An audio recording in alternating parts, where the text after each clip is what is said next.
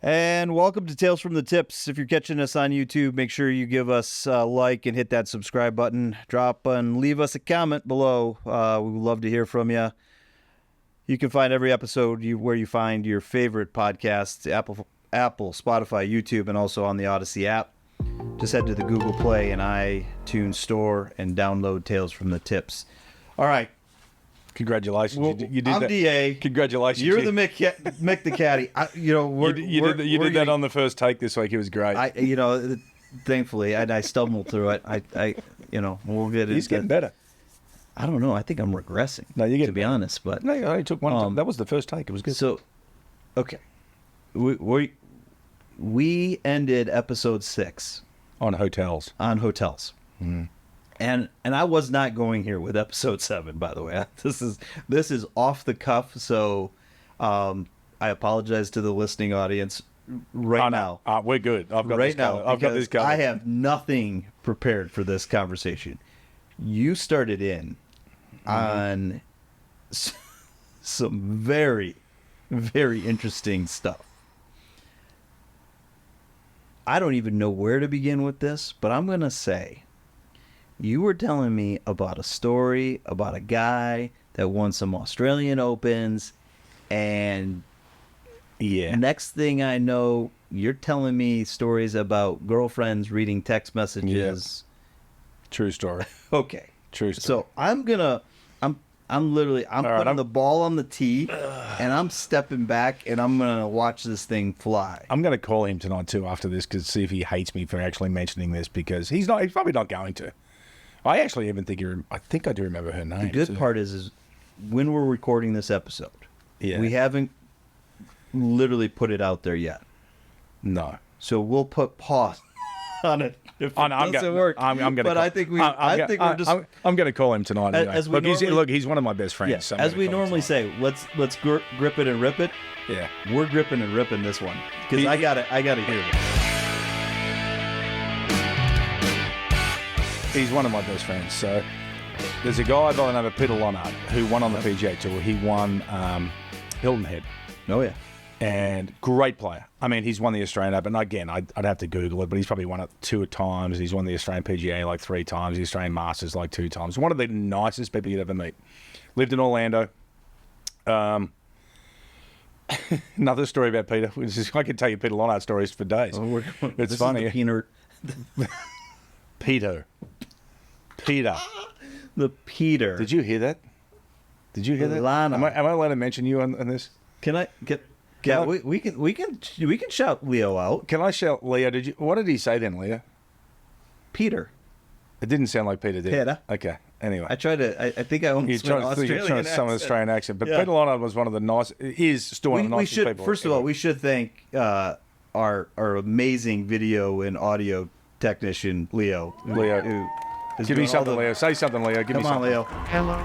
Thank you. There it is. He's very cool. And our executive producer who's bailed on us, Kim. Yeah, I know. She's left us in the dust. I'll text her later. She's given us nothing. She's left. She's turned us over to Leo and said, "Deal with these two." So when I lived in Orlando, Peter's down there. He lived in Orlando, and he had a beautiful house there on Kings Point.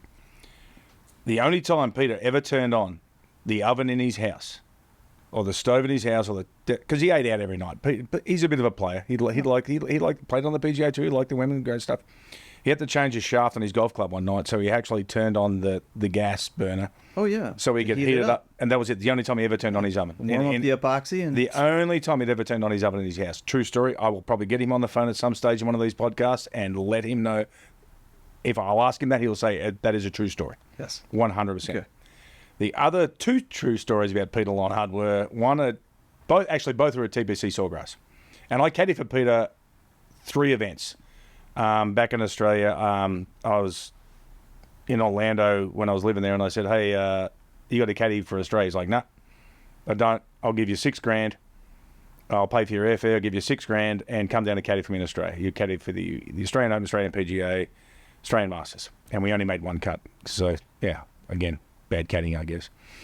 But we had a great time. There's a theme going on here. I'm starting to see a pattern. But we had a good time. Oh, yeah, I've forced many people into retirement. Don't worry about that. But we had a great time down there. But 2 stories of him at the TPC Sawgrass.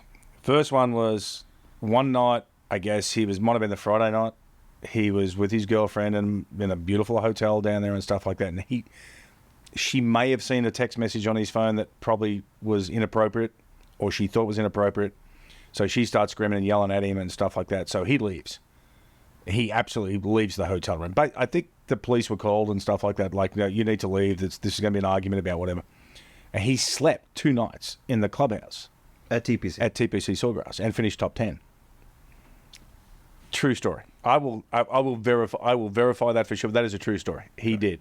The other one is on the 10th hole at Sawgrass, he hit a tee shot off the first that went into a hazard, and instead of saying I'm going to hit a provisional with his, cheeky Australian humour, he goes, "Okay, mulligan," and he hits a second shot, which then he has to take because he never said provisional. So yeah, it's one of the funniest people I've ever met in my life. Let me guess, he found the first ball. Correct. But never declared a provisional. Never declared a provisional, so he had to play, yeah. So yeah, because he never said provisional, he said mulligan. Right. True story. And that is 100% a true story. And I can't wait to call him. I'd call him now, but it's 6 o'clock in the morning in Australia. Well, we don't need to be waking him up. It could be funny though. It could be funny. It could be funny. I wish I could do that right now. Do we have the capability? You kept talking about hotels though. Oh, yeah. He was with me one time. We were in Oakland. California, and we'd always go for dinner. Like, even though I wasn't caddying for him, we'd always call each other, "Hey, what are you doing for dinner tonight?" "Hey, let's go to the Outback." And literally, that's what he did. Outback Steakhouse was his favorite place to go for dinner. Nothing Australian about it. I was going to say nothing Australian about it, but that's where that's where we'd want to go every. He wanted to go every night. This is where I asked Mick about a Foster's beer. No, we don't. No. I don't even know what he drank. I drank Budweiser at the time. I think he was drinking Mick Ultra. But Foster's is Australian food. Yeah, no, it's not. That's a whole for another story. It's like, the thing about a Foster's is that we give it to Americans and tell it's a good beer, and we keep the good stuff for ourselves because it's horrible. It's never been a beer, and I'm sorry for all the people in Australia who drink Foster's, because there are none. But there is none. It doesn't happen. So you're in Oakland. We're in Oakland. And out to dinner at Outback. So literally, he's like, "Hey, have you got a hotel room for the week?" I'm like, "No." And he goes, "Well, I found this place. I'll book you a hotel room. Just give me the $400 or $500 or whatever it is." I say, "Yeah, okay, cool. You book a room for me, and I'll give you some cash." That's how we used to do it, sort of thing. Yeah. Most of the times it was caddies who would do that, but Peter and I were really good mates. So he'd be like, "I found a room. It's cheap. Done. Whatever." This place was horrible. I mean, horrible. Worse. I mean, is this worse than the Garden Motel? Yeah. No. But the area. Second? The area was. Oh. The area was. The hotel was horrible itself, but the area was, and he's like, "We can't stay here. We cannot." So he's like, "All right, I'm going to do you a favor." He's like, I'm going to book us into the Hilton." I said, "Are we rooming together?" He's like, "I'll get you your own room." And he paid for it for me. Yeah. And because he was like that. I mean, he's probably worth $8-10 million. I mean, he's got some money. But he was always like that. He would always take care of me. He would literally take care of me. I was really hoping that was him calling. But he would literally always take care of me. But yeah, we had to get out of this place because it was a really bad. It's probably one of the few hotels I've ever literally, one night I stayed there, went, locked all the doors and pushed everything in front of the door so no one could get in. So literally no one could get in. So that's the crux of like some of the hotels you stay at when you're really trying to save money as a caddy. Yeah. And you get to, as I said, you get to like the nuts and bolts of it. Like, you're trying to save money. I mean, you're going to try to get the cheapest rental cars. You're going to try to get the cheapest flights. You're going to try to, as much as I always wanted to fly Delta, you got to try to get the cheap flights. You're trying to save money at that stage. And that hotel was going to be cheap for me, and didn't really work out that well. That didn't, no. No. And just so the listeners know, because we were talking about this in episode 6. Life of a caddy isn't as glamorous as everybody has made it out to, whether it's the Netflix series or what you see and hear on TV. It's not easy. No, I mean, I always equated it to like being a jockey. Okay. I mean, if you're on a great horse, you're going to make a lot of money. But if you've got a horse that's got like 3 legs and can't run, and you're not going great. You're not making it on the track. You're not making it on the track. You're not making money. You're not going to make money out of it. I mean, and it is that way. I mean, there's a lot of guys on the PGA Tour who make a lot of money, and the top players make a lot of money. But these guys who come in every year, like some guys lose their card, some guys gain their card, the new guys come in and stuff like that. So you're like, oh my God, he's on the PGA Tour. It's like, if you went through the list, you could find the guys down the bottom of the list people have never heard of, but he's on the PGA Tour. Yeah. And he's not making money, and he's not playing great.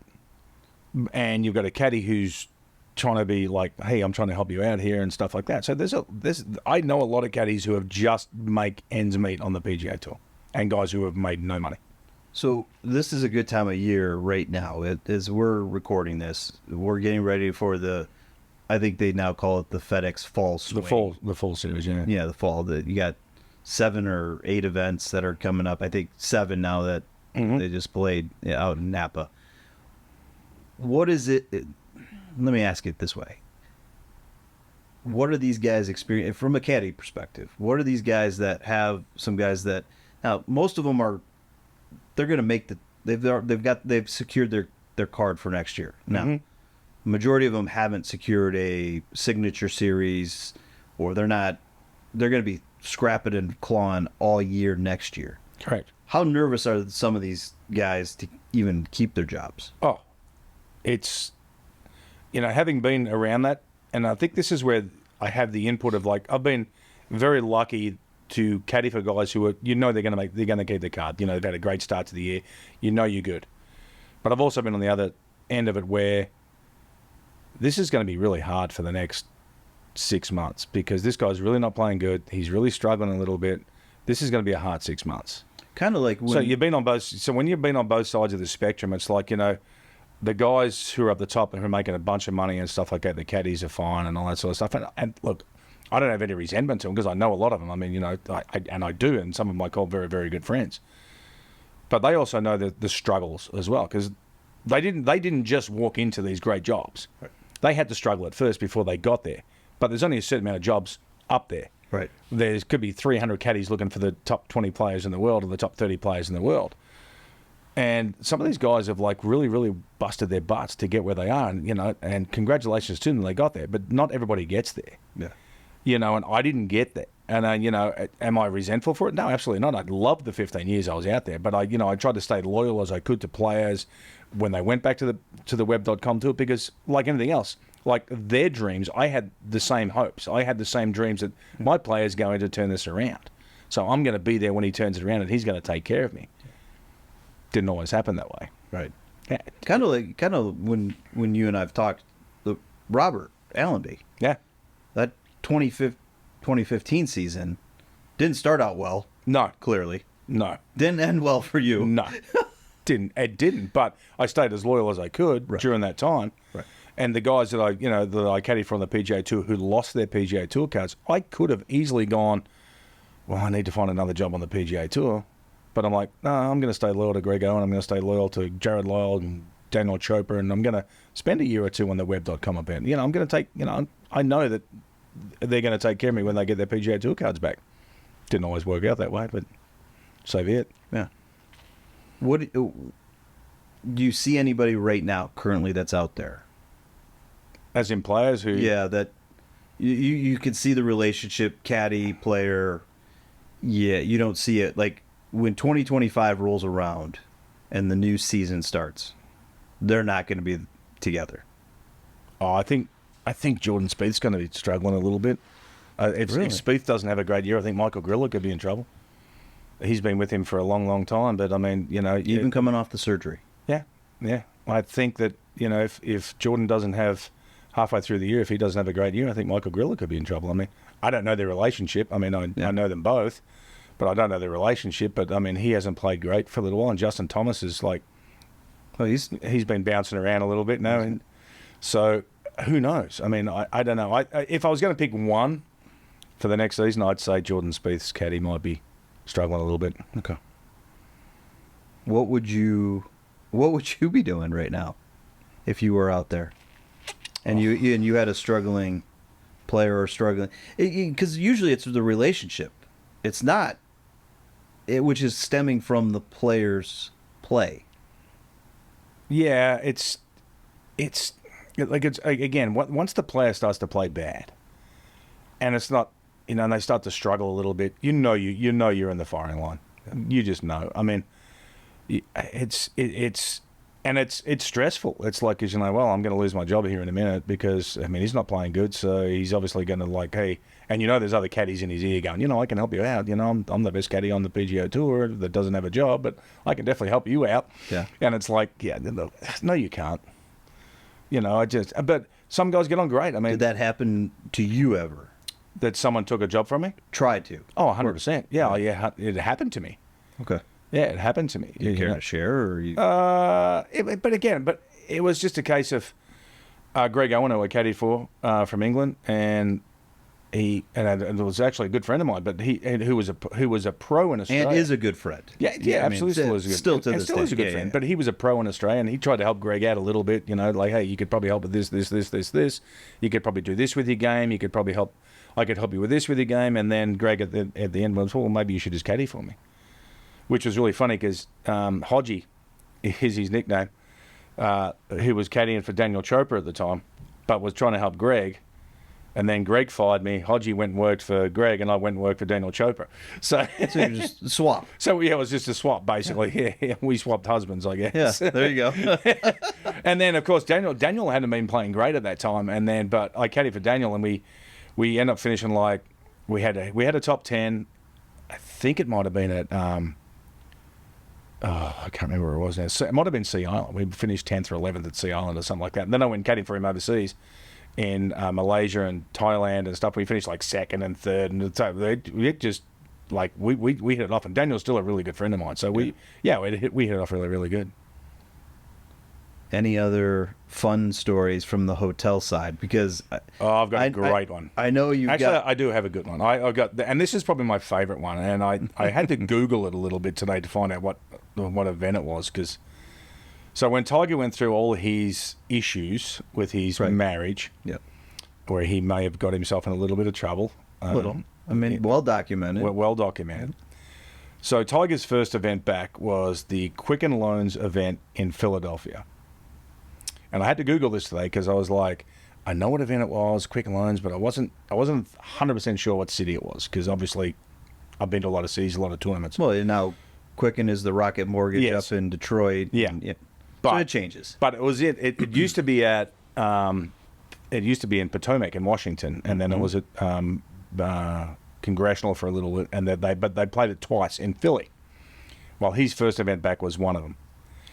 So I'm up there, and I was caddying for Greg Owen at the time, and I'm like, all right, we've got I'm going up to Philly, to just get on Priceline, do my thing, get the Best Western. No, that's a lie. It was the Holiday Inn Express. It was the Holiday Inn Express. I got the Holiday. I do know the story. Yeah, I got the Holiday Inn Express, and I was like, that's kind of cool. I was going to have to fact check. Yeah, that's good. I got the Holiday Inn Express, and so it's like, that's not a bad hotel. I can deal with that. Got my rental card. Do my thing. So Tuesday morning, Greg wants an early practice round, so we're gonna go out early and stuff like that. So I'm in my hotel room. I open up the door, get ready to leave. Got my golf clothes on. I've got my Cubs golf shirt on, which is I used to wear occasionally on Tuesdays with my Cubs shirt. And so I open up the door. Well, right across from me, the hotel door opens. Right across from me, the door, and it's Tiger Woods. And I'm like, I can't say what I want to say but it was I was like, I dropped the bomb, and I was like, wow, that's Tiger's here. Yeah. And he looked at me, and look, I don't know Tiger that well. He's been very, very good to me and stuff like that. I've got my credentials on because, we're only 10 minutes away from the course. You're getting ready to leave. Yeah, we're only 10 minutes away from the course. And he sees me. He obviously knows who I am. He's seen me out caddying.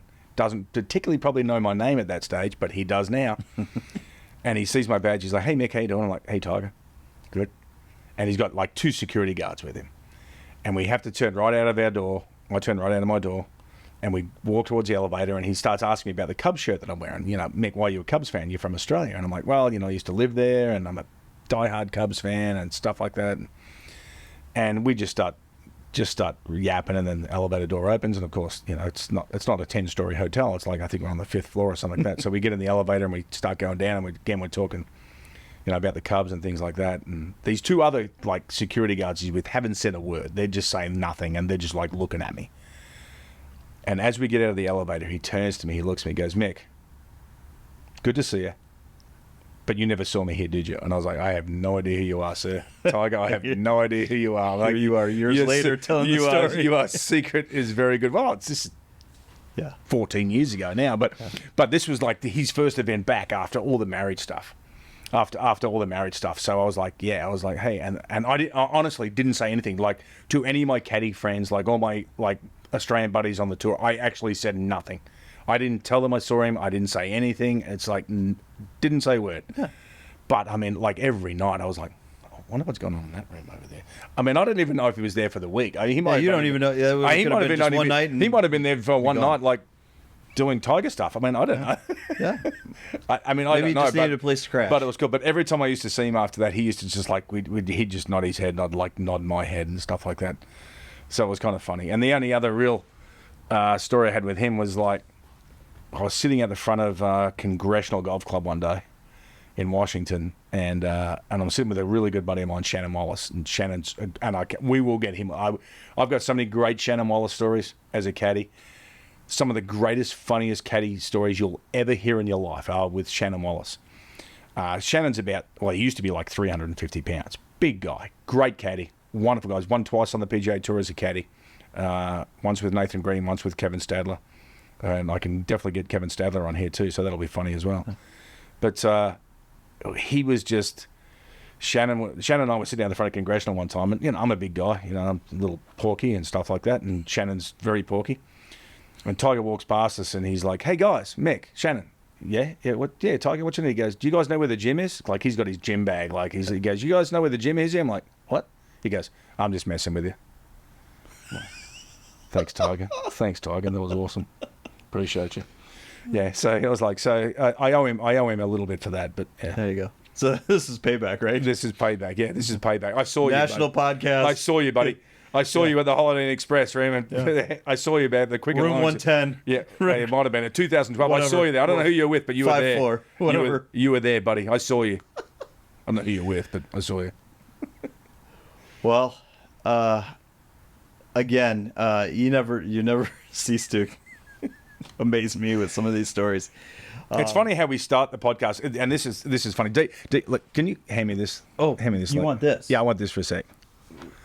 Because he comes like prepared all the time. He's got like all this stuff, and he's just like ready to roll and stuff. And then halfway through conversations, I change the whole plan. I just changed the whole plan. You completely derailed. I derailed everything he had today. I did. I apologize. Don't apologize. That was fantastic. I'm gonna have to come up with a title for this one because I have maybe a tiger's tail or something like that. A tiger's tail. I don't know. We'll figure it out. How long have I got left? A minute? What's that? It's 23 minutes. We got 2. I got 2 minutes left? We got 2 minutes. I got 2 minutes. Okay, I'll tell you one more Tiger Woods story. And this is why Tiger Woods is so good. So in 2002, when I'm caddying for Anthony Painter, and Tiger's like, this is Tiger at his peak. So 2002. He's Anthony Painter's 1 year on the PGA Tour. May have made 4 cuts. We're at Disney, which is like the last event of the year, where it used to be all the time. And Anthony's like, "Well, I've got no chance of keeping my PGA Tour cards. So I've got to get some Tiger Woods autographs and probably sell them and not just use them." Completely against what you're supposed to be doing. Well, no, he said it was for the Flying Doctor Service in New South Wales. I don't know whether he's telling the truth or not, but he said it was. or for his collection. Yeah, probably for his collection. Yeah. Mm-hmm. Probably. But so he goes up to Tiger basically on like Wednesday morning and says, "Hey, listen, can I get some autographs and can you drop them off at my locker for me?" And Steve Williams was his caddy at the time, and he's like, yeah, we could do that for you. Yeah, absolutely, 100%. And I'm like, there's 0 chance that's going to happen. There's no chance. Who's Anthony Painter? He's a nobody. Like that. And so, by the way, this is your player that you're caddying for. Yeah, exactly. Thursday, nothing. Friday, there's nothing. Saturday, there's nothing. We've missed the cut by like 20 shots like we normally did. And then Sunday morning, he goes to his locker, and he's got like a bunch of stuff in there. Now, Tiger never had to get reminded. Stevie Williams probably didn't remind him, but Tiger had put all this autograph stuff in his locker without being reminded, and I thought that was really cool. It was really cool. I thought that was really cool. So Tiger, if you were on the inner sanctum, he would really take care of you. Yeah, and I'll say this: I've ebbed and flowed on Tiger throughout the years. We're roughly the same age, so to speak, and so saw him coming up. Golf, when I was playing high school golf, was not cool to play high school golf like it is nowadays. Not like it is now. There's this guy named Tiger Woods that came along and made it cool towards the tail end of my high school year. Now, everybody references it. But now what I see him doing with the tour and the way he's working with Charlie Yeah. as a dad, he's changed my opinion of him. Good. So You know, and I have people always ask me, I don't like Tiger Woods. I'm like, yeah, you got to get to know him. you got to get to know him. Yeah. You got to see there's another side of everybody. I was going to say, there's a different heart. I mean, you can't. My ex-wives don't like me. I think I'm a good dude. I think you're fantastic. Thanks, buddy. I appreciate it. Thanks for teeing it up with us. New episodes will drop weekly. Hope your drives are straight, your putts are short, and your scores are low as we tee it up on Tales from the Tips. See ya. That was cool.